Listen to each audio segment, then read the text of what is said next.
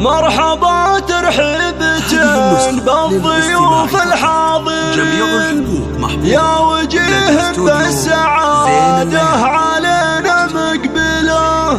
مرحبا حياكم الله على سمن وسمين، الكرم والعود والدلال كيف مهياله.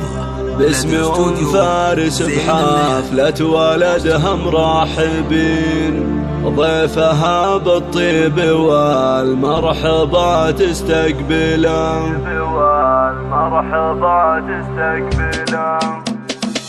مرحبا ترحيبتين بالضيوف الحاضرين يا وجيه بالسعادة علينا مقبله. مرحبا حياكم الله على سمن وسمين، الكرم والعود والدلال كيف مهياله.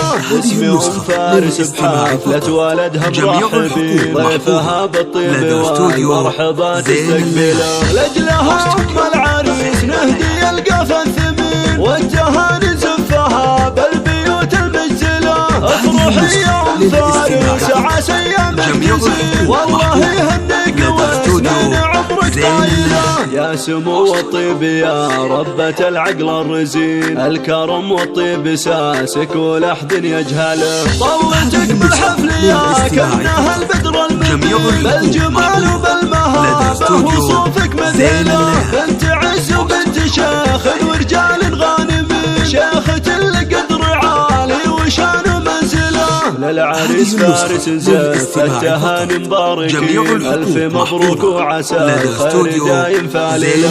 هذا فارس راعي الطيب في العلم اليقين، شهم وسنافي ورمز الوفا والمرجله. نسل شيخ يكرم الضيف في عسر ولين، والنعم هذا سعى الطيب فعل جماله.